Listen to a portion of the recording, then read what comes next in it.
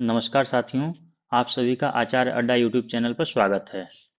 तो आप लोगों का फर्स्ट सेमेस्टर का पेपर चल रहा है और आज दिनांक 28 अक्टूबर को फर्स्ट शिफ्ट में आप लोगों का विज्ञान का पेपर था जो कि तृतीय प्रश्न पत्र है। हमारे पास हमारे एक विद्यार्थी हैं शेखर जी, ये हमें पेपर भेज दिए हैं, इनको तहे दिल से धन्यवाद देता हूँ। तो आइए इस प्रश्न पत्र के हल को हम देखते हैं। ठीक, तो पहले हम वस्तुनिष्ठ प्रश्न को देखते हैं। वस्तुनिष्ठ प्रश्न कर रहा है। पहला प्रश्न है कि बल में होता है, तो बल में क्या होता है? ऑप्शन है केवल परिमाण, केवल दिशा, परिमाण व दिशा दोनों, न परिमाण न ही दिशा। तो बल में परिमाण व दिशा दोनों होता है। ठीक, अगला क्वेश्चन है ऊर्ध्वपातन पदार्थ का उदाहरण नहीं है।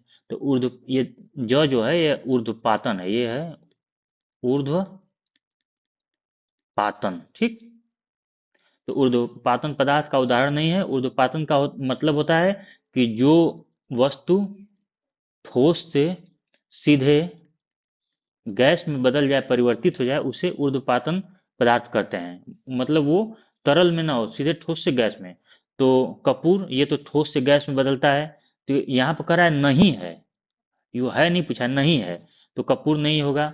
नमक, नमक ही एक ऐसा पदार्थ है जो कि ठोस से डायरेक्ट गैस में नहीं बदलता है, यह ठोस से तरल में बदलता है। इसलिए इस प्रश्न के अनुसार कि ऊर्ध्वपातन पदार्थ का उदाहरण नहीं है, तो नहीं है में कौन हो जाएगा? नमक होगा। ऊर्ध्वपातन है कौन? तो कपूर हो जाएगा, आयोडीन हो जाएगा, नौशादर हो जाएगा। तो इसका उत्तर हो जाएगा आपका प्रश्न दूसरा का ऑप्शन नंबर 2, नमक उत्तर हो जाएगा। अगला क्वेश्चन है 1 फुट बराबर होता है। ऑप्शन है 25.48 सेंटीमीटर, 29.48 सेंटीमीटर, 30.48 सेंटीमीटर, 28.48 सेंटीमीटर। तो 1 फुट बराबर होता है 30.48 सेंटीमीटर। अगर आपको निकालना है तो आप इसे कैलकुलेट करके निकाल सकते हैं। ठीक, जैसे कि अगर आपको निकालना है तो 1 फुट बराबर होता है कितना? 12 इंच। और 1 इंच बराबर कितना होता है? 2.54 इंच। तो 12 इंच है, तो इसमें 12 इंच, तो इसको हम 12 × 2.54 इंच करेंगे, सेंटीमीटर करेंगे, तो आ जाएगा 30.48 सेंटीमीटर। अगला क्वेश्चन है किसी घुलनशील ठोस पदार्थ को द्रव से पृथक करने की विधि क्या कहलाती है? तो घुलनशील ठोस पदार्थ को द्रव से पृथक करने की विधि को हम वाष्पीकरण कहते हैं। जैसे मान लीजिए ये जल है, ठीक, अगर इसमें हम चीनी घोल दिए, ये हम चीनी घोल दिए इसमें, तो अब हमें ये तो घुल गया, छोटे छोटे कणों में बदल गया, तो हमें इसे पृथक करने के लिए क्या करेंगे? हम इसे गरमाएंगे, वाष्पीकरण करेंगे, जिससे वाष्प बनकर पानी उड़ जाए और इसमें चीनी बच जाए। तो हो जाएगा वाष्पीकरण इसका उत्तर। अगला क्वेश्चन है चने के बीज में दो हल्के पीले रंग की संरचनाओं का नाम है। तो नाम है उसका बीज पत्र। जैसे ये चना होता है, और इसे जब आप इसका छिलका हटाएंगे तो ये इस टाइप से कुछ चना होता है। ये जो होता है वो बीज पत्र होते हैं। आइए अगले क्वेश्चन की तरफ हम बढ़ते हैं। ये हमारा वस्तुनिष्ठ प्रश्न खत्म हो गया। अब आइए हम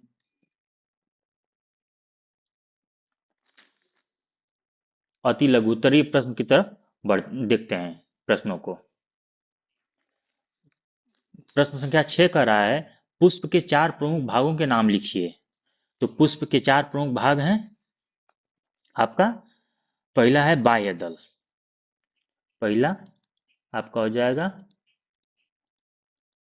बाह्य दल। दूसरा है पंखुड़ियां, पंखुड़ियां, ठीक। और तीसरा है पुंकेसर, पुंकेसर। और चौथा है स्त्री केसर। ठीक, ये हमारा छठवां क्वेश्चन का उत्तर हो गया।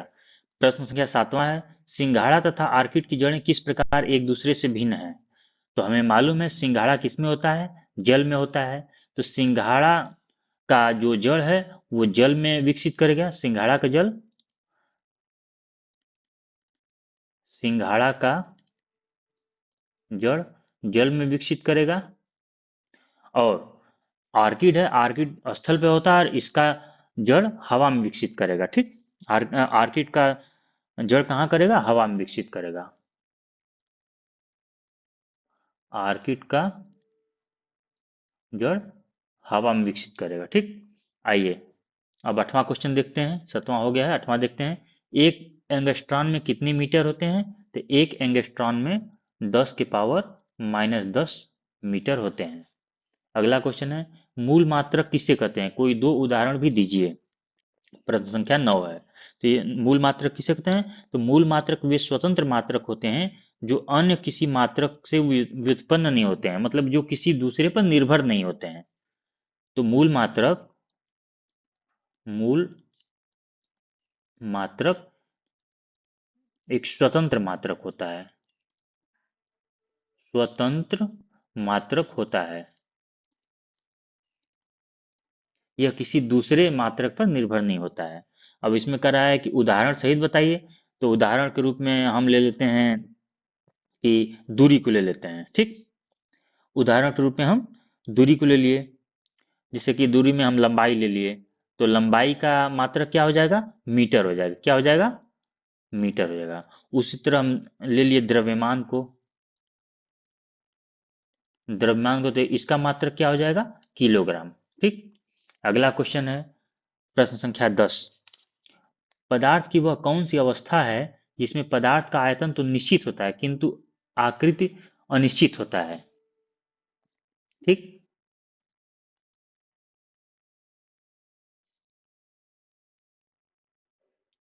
तो यह कह रहा है कि पदार्थ की वह कौन सी अवस्था है? अवस्था जिसमें पदार्थ का आयतन निश्चित है किंतु आकृति अनिश्चित है। तो वह तरल हो जाएगा।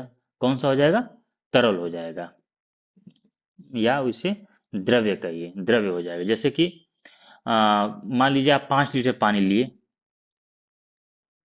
5 लीटर पानी लिए, आप उसे बाल्टी में रखे हैं तो वह बाल्टी का रूप धारण कर लेगा।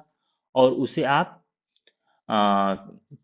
अलग अलग किसी दूसरे आकार के मान लीजिए टब में रख लिए, तो वो टब का रूप धारण, मतलब जिस बर्तन में रखेंगे वह उस बर्तन का रूप धारण कर लेगा। अगला क्वेश्चन है प्रश्न संख्या 11। भंगुर एवं अभंगुर पदार्थ किसे कहते हैं? प्रत्येक का उदाहरण दीजिए। तो देखिए, भंगुर पदार्थ वह होता है जो तनाव में विकृत होने के बजाय अचानक टूट जाता है। भंगुर पदार्थ वह होता है जो तनाव में विकृत नहीं होता है, विकृत नहीं होता है, यह सीधे टूट जाता है। यह होता है भंगुर। ठीक, अब अभंगुर। अभंगुर में वह पहले अपने आकार को परिवर्तित करता है। जैसे कि मान लीजिए लोहा हो गया। ठीक, लोहा हो गया तो वह पहले अपने आकार को, अच्छा पहले भंगुर के उदाहरण को देख लेते हैं। भंगुर का उदाहरण है कांच। क्या है? कांच है, सिरेमिक है, सिरेमिक है। और अभंगुर में यह अपने आकार में पहले परिवर्तन करता है, उसके बाद टूटता है। जैसे कि आप मान लीजिए लोहा हो गया। लोहा को क्या करेंगे आप? पहले चाहेंगे तो जैसे ये सीधा है लोहा का एक छड़, आप इसे चाहेंगे तो ऐसे मोड़ देंगे, तो ये क्या होगा? इसके आकार में परिवर्तन होगा। उसके बाद बार बार इसे ऐसे मोड़ेंगे, मतलब ऊपर नीचे करेंगे तब जाकर टूटेगा। उसी तरह तो इसका उदाहरण लोहा हो गया, तांबा हो गया और एल्युमिनियम हो गया इत्यादि। ठीक, आइए आगे क्वेश्चन देखते हैं, लघु उत्तरीय प्रश्न को। लघु उत्तरीय प्रश्न में दिया है कि अलैंगिक जनन के अंतर्गत विखंडन एवं मुकुलन को उदाहरण सहित स्पष्ट कीजिए।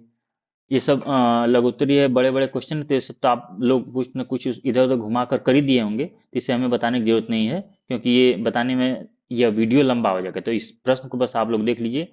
अगला क्वेश्चन है, प्रयोगशाला थर्मामीटर का चित्र बनाइए। सेंटीग्रेड तथा फ़ारेनहाइट स्केल में परिवर्तन का सूत्र लिखिए। मृदु साबुन एवं कठोर साबुन में क्या अंतर है? उदाहरण सहित समझाइए। घर्षण बल किसे कहते हैं? दैनिक जीवन में घर्षण बल का क्या महत्व है? उदाहरण देते हुए समझाइए। पदार्थों के पृथक्करण से आप क्या समझते हैं? आसवन तथा उपकेंद्र विधियों को उदाहरण सहित समझाइए। सरल एवं संयुक्त पत्ती में अंतर स्पष्ट कीजिए। पुष्प को परिभाषित करते हुए उसके विभिन्न भागों का नामांकित चित्र बनाइए।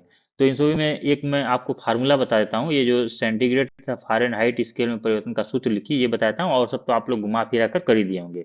तो आप लोग इस फार्मूले को देखिए, मैं लिखता हूँ। सेंटीग्रेड और फ़ारेनहाइट में के परिवर्तन के सूत्र को हम अभी लिखते हैं। तो इसका फार्मूला हो जाएगा फ़ारेनहाइट, F बराबर सेंटीग्रेड इंटू 9/5 प्लस 32। ये फार्मूला है फ़ारेनहाइट और सेंटीग्रेड परिवर्तन का। ठीक, तो इस वीडियो में यहीं तक। तब तक के लिए आप सभी को धन्यवाद। अगर आपको यह वीडियो अच्छा लगा तो आप लाइक करिए, अपने दोस्तों में शेयर करिए और तथा हमारे इस चैनल को सब्सक्राइब करें। और अंततः आप सभी से यही कहूँगा कि आप लोग अपने नंबर को, जो ऑब्जेक्टिव टाइप के नंबर हैं, क्वेश्चन हैं, उसके मिलाकर बताइए कि आप लोगों को 5 में से कितना नंबर मिला, कितना सही हुआ आपका 5 में से। ठीक, तो धन्यवाद।